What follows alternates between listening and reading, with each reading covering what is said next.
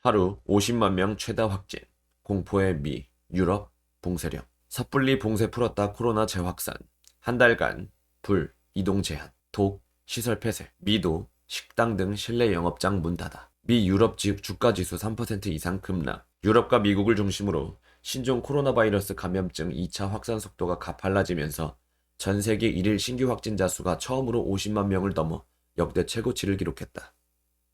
통계 사이트 월드오미터에 따르면 28일 전 세계 1일 신규 확진자는 50만 4,419명으로 집계됐다. 사망자는 7,106명에 달한다. 중국 정부가 지난해 12월 31일 후베이성 우한에서 코로나19가 발생했다며 세계보건기구에 처음 보고한 지 10개월 만에 1일 50만 명 확진 상황이 빚어진 것이다. 상황이 심각해지자 유럽연합의 핵심 국가인 프랑스와 독일 정부는 일제히 1개월 봉쇄령을 실시하기로 28일 결정했다. 프랑스는 도시간 이동이 제한된다. 독일 역시 1개월간 요식, 숙박업과 여가시설이 문을 닫는다.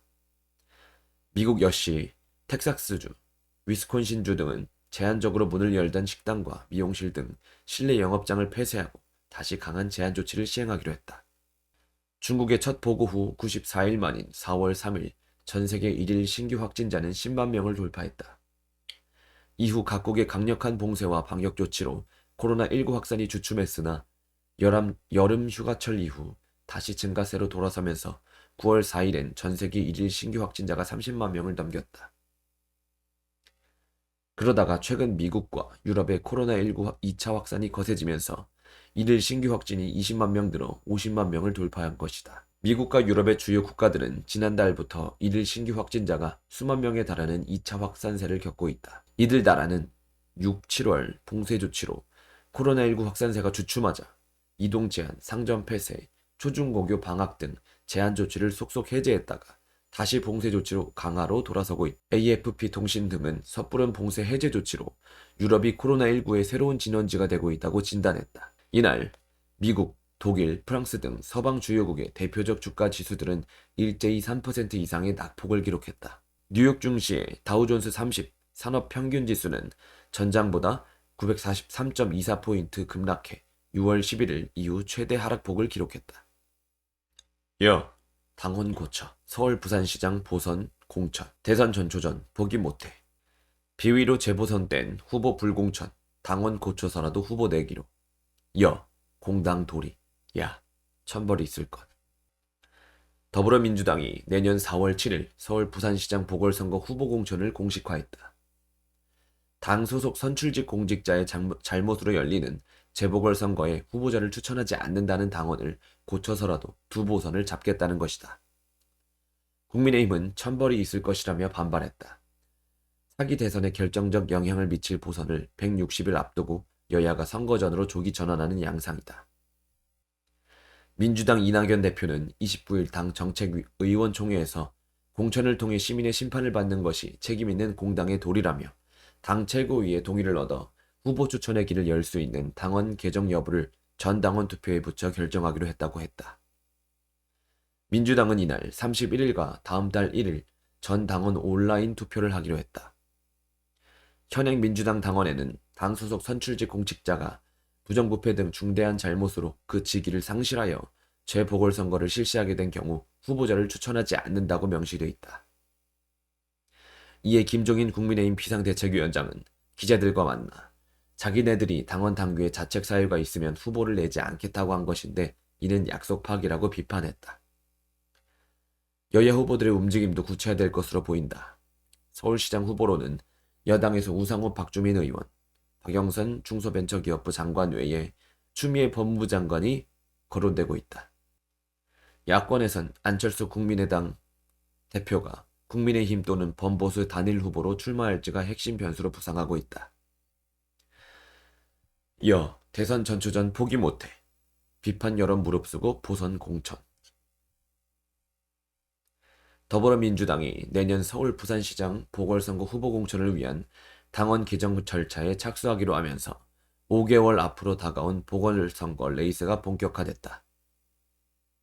민주당이 약속을 파기했다는 비판을 무릅쓰고 당원 당규를 개정하면서 보궐선거 공천 수순에 들어간 것은 2022년 대통령 선거까지 염두에 둔 포석으로 풀이된다. 서울과 부산시장 후보를 내지 않고 어떻게 대선 승리를 노릴 수 있겠냐는 현실론이 당원을 지켜야 한다는 원칙론을 누른 셈이다.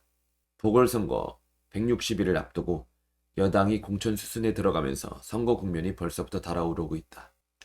민주당은 당원 투표 결과에 따라 이르면 다음 주 당무위원회와 중앙위원회를 열어 최종적으로 당원 제96조를 손볼 예정이다. 민주당 당원 제96조는 소속 지방자치단체장의 중대한 실수로 보궐선거를 진행할 경우 후보를 내지 못하게 규정하고 있다. 민주당은 이 조항에 전당원 투표로 달리 정할 수 있다는 단서를 다는 방식으로 당원을 개정할 방침이다.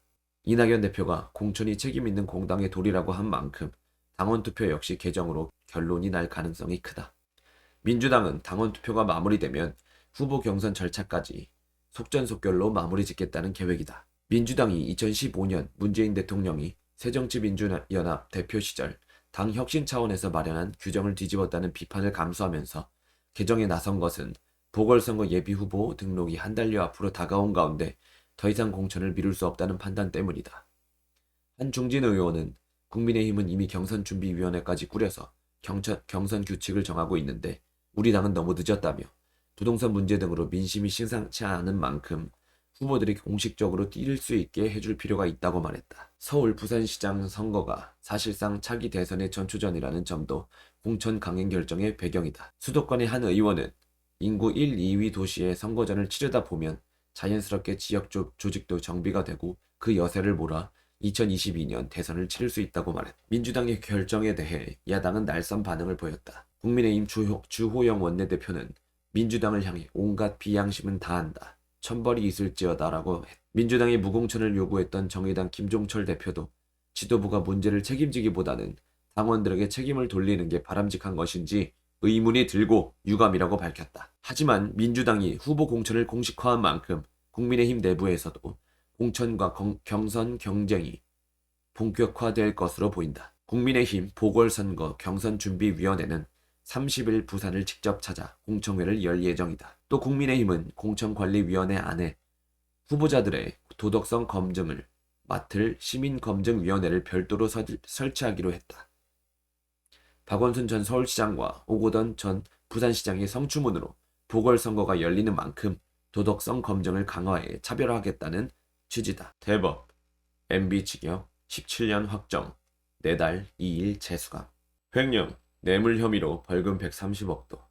MB 법치 무너져, 나라 미래 걱정. 이명박 전 대통령이 횡령과 뇌물수수 등의 혐의로 29일 대법원에서 징역 17년을 선고받아 형이 확정됐다. 구속 집행 정지 상태로 재판을 받아온 이 전 대통령은 다음 달 2일 서울 동부구치소에 다시 수감될 예정이다. 대법원 2부는 특정범죄가중처벌법상 횡령과 뇌물 등의 혐의로 재판에 넘겨진 이 전 대통령의 상고심에서 징역 17년과 벌금 130억 원, 추징금 57억 8천만 원을 선고한 원심을 확정했다고 밝혔다. 재판부는 사실 인정과 관련한 원심의 결론에 잘못이 없다며 이 전 대통령 측과 검사의 상고를 모두 기각했다. 대법원의 이날 확정 판결로 이 전 대통령은 8개월 만에 다시 감옥에 가게 됐다.